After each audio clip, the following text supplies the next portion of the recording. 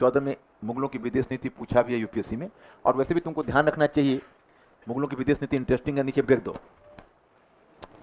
और हेडिंग दो मुगलों की विदेश नीति। अब यहां मैं मुगल इसलिए कह दे रहा हूं, एक अकेला अकबर हो सकता है ना पूछ के पूरा मुगल तुमको पूछ दे, तो थोड़ा सा आगे बढ़ जाते हैं। अकबर का टॉपिक करा रहे हैं, लेकिन तुमको हल्का सा जहांगीर का एक रेफरेंस देना होगा और शाहजहां का एक रेफरेंस देना होगा। और बाबर का तुम जानते हो कि बाबर ने कैसे सफावियों की मदद से उज्बेकों को संतुलित किया था समरकंद वाले मुद्दे पर। तुम लोगों को पता है क्या? पता है ना, समरकंद वाले मुद्दे पर उसने कैसे उज्बेकों को काउंटर बैलेंस किया था, किसकी सहायता से? सफावी शासक का नाम कौन कौन बताएगा हमें? मेमोरी पर बल दो, इसका मतलब तुम गहराई से नहीं पढ़ते हो। अब देखो कुछ लोगों को क्रिकेट का एक एक मैच याद रहता है, क्यों? क्योंकि इंटरेस्ट से पढ़ता है, और मुझे ही याद नहीं रहता है क्रिकेट का डेटा को, क्योंकि मुझे इंटरेस्ट नहीं है। तो याद रखने के लिए सबसे पहले चाहिए इंटरेस्ट, इंटरेस्ट नहीं तो याद नहीं। और तुम लोग कहते हो तुमको याद नहीं रहता, याद क्यों नहीं रहेगा? तुम दिमाग को यूज नहीं करते हो। किसको किसको याद है सफावी शासक का नाम? शाह इस्माइल? क्या अभी भी तुम विभ्रम में हो? कहीं तुम अब्दुल्ला खान उज्बेक तो नहीं दिमाग में लिए हो? शाह इस्माइल का नाम बताया था। अच्छा, उस समय उज्बेक शासक कौन था शाह इस्माइल के समय, जो शाह इस्माइल से युद्ध हुआ है? ओके, अब डाल दीजिए, लिखिए। देखिए कितना आसानी से मैं आपको याद करवा देता हूँ। तुम लोग याद ही नहीं करते बेसिकली, तुम लोग हो काम चोर थोड़ा सा। हमारे एक्सपेक्टेशन के अनुसार मेहनत नहीं कर रहे हो, और मेहनत करना चाहिए तुमको। डैश दीजिए, लिखिए कि मुगलों की विदेश नीति का आधार, मुगलों की विदेश नीति का आधार लुक वेस्ट पॉलिसी ही रही थी। मुगलों की विदेश नीति का आधार लुक वेस्ट पॉलिसी ही रही थी। लुक वेस्ट ब्रैकेट में डालो, पश्चिम की ओर देखो। आधार लुक वेस्ट पॉलिसी ही रही थी, ब्रैकेट में पश्चिम की ओर देखो।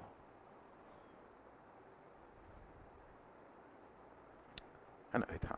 इसके निम्नलिखित कारण थे, इसके निम्नलिखित कारण थे। दे दीजिए, पॉइंट फर्स्ट लिखिए कि प्रथम मुगल स्वयं उत्तर पश्चिम से आकर, मुगल स्वयं उत्तर पश्चिम से आकर हिंदुस्तान में अपने शासन की स्थापना की थी। हिंदुस्तान में अपने शासन की स्थापना की थी, पॉइंट नंबर 2, हिंदुस्तान में आगमन से पूर्व ही, हिंदुस्तान में आगमन से पूर्व ही वे, हिंदुस्तान में आगमन से पूर्व ही वे मध्य एशिया और पश्चिम एशिया की राजनीति में, मध्य एशिया और पश्चिम एशिया की राजनीति में सक्रिय रहे थे। मध्य एशिया और पश्चिम एशिया की राजनीति में सक्रिय रहे थे,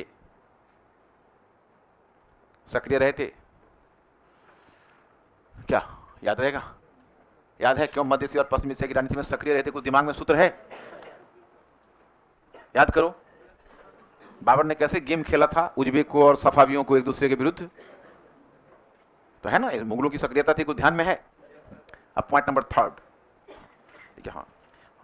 कि मुगल शासकों को हमेशा उत्तर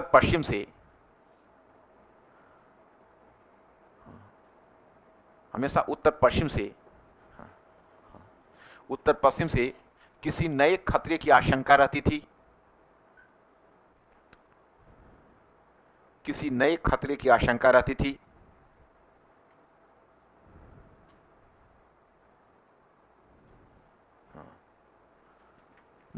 आशंका रहती थी। एक पॉइंट हम लोग और भी बना सकते हैं, तुम लोग मेंटली अलर्ट हो। मुगल एक भूभागीय शक्ति थी, सामुद्रिक शक्ति नहीं थी, इसलिए हिंद महासागर और बंगाल की खाड़ी में सक्रियता का सवाल ही नहीं था। अगर वो एक सामुद्रिक शक्ति होती तो फिर हिंद महासागर में उसकी आवाजाही बढ़ती, बंगाल की खाड़ी में आवाजाही बढ़ती, तो फिर दक्षिण पूर्व एशिया वगैरह से भी कुछ डीलिंग होता। तो मुगल मध्य एशिया से आए थे, तो वो रह गए मुख्य रूप से भूभागीय पावर ही, landed power. They could not become an oceanic power. India के लिए अच्छा हुआ या बुरा हुआ? क्यों बुरा हुआ?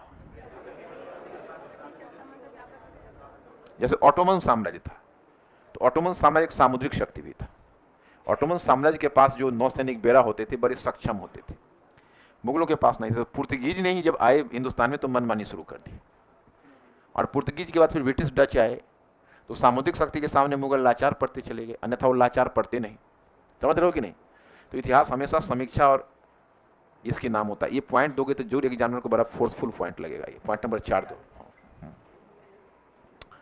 लिखिए। हाँ, कि मुगल, अच्छा एक मिनट करना, लिखिए। हाँ हाँ, यह भी स्मरणीय है, यह भी स्मरणीय है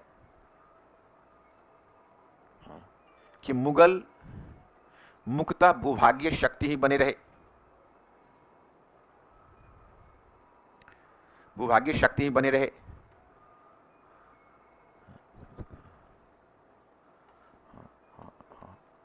भूभागीय शक्ति ही बने रहे। वे एक सामुद्रिक शक्ति नहीं थे, वे एक सामुद्रिक शक्ति नहीं थे। इसलिए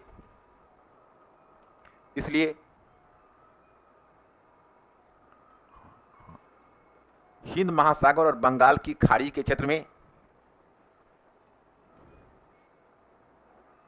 हिंद महासागर और बंगाल की खाड़ी के क्षेत्र में,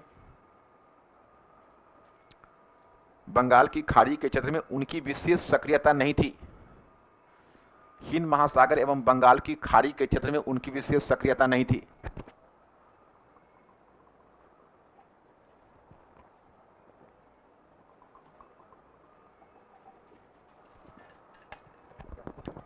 हिंद महासागर एवं बंगाल की खाड़ी के क्षेत्र में उनकी विशेष सक्रियता नहीं थी। कौन पॉइंट नंबर 3 हुआ ना? 4 हुआ, छोड़ दीजिए। अब पैराग्राफ चेंज कर लिखिए। घटनाक्रम, घटनाक्रम दैत्य का लिखिए।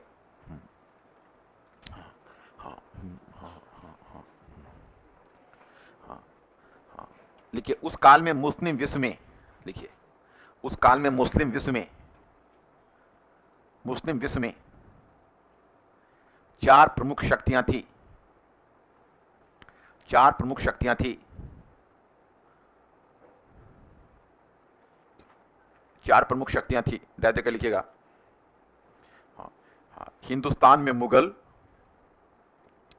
हिंदुस्तान में मुगल,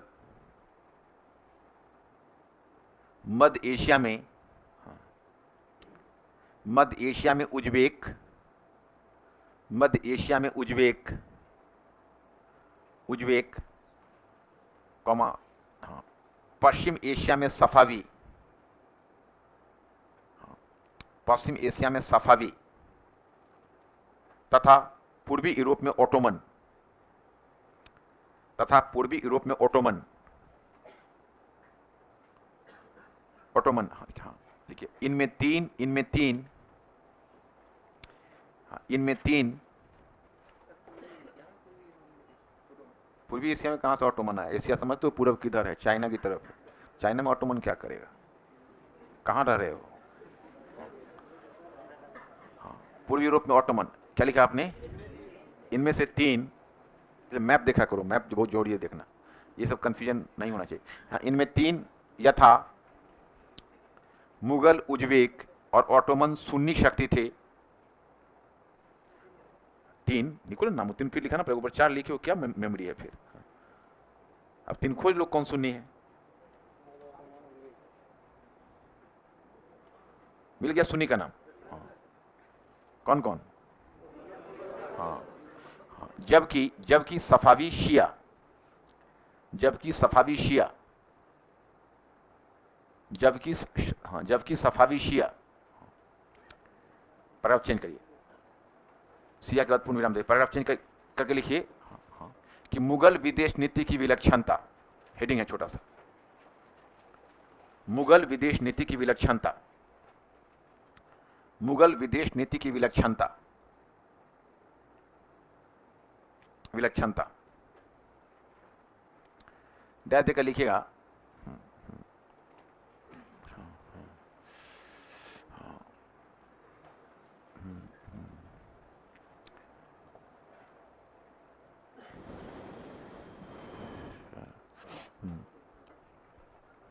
लिखिएगा कि हाँ हाँ लिखिए, हाँ हाँ लिखिए, हाँ लिखिए, हाँ लिखिए। यह एक दिलचस्पी का विषय है, यह एक दिलचस्पी का विषय है।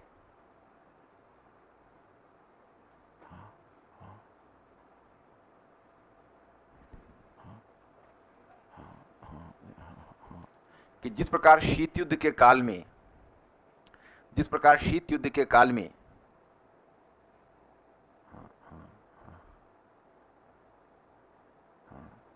शीत युद्ध के काल में पूंजीवादी भारत, पूंजीवादी भारत, पूंजीवादी भारत ने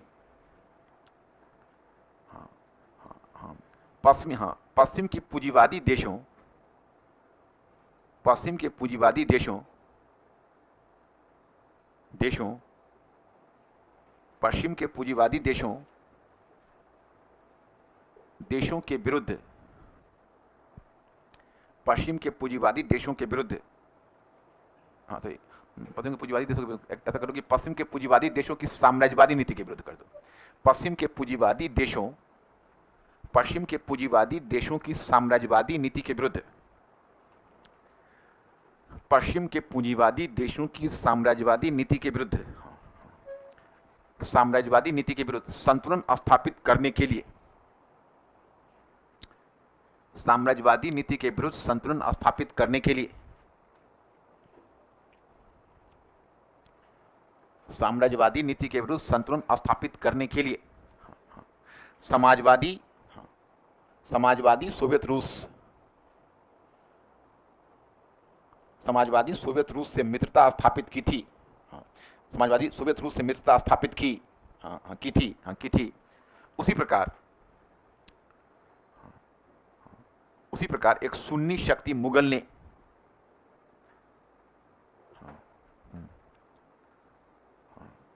एक सुन्नी शक्ति मुगल ने दूसरी सुन्नी शक्ति उज्बेकों के विरुद्ध, दूसरी सुन्नी शक्ति उज्बेकों के विरुद्ध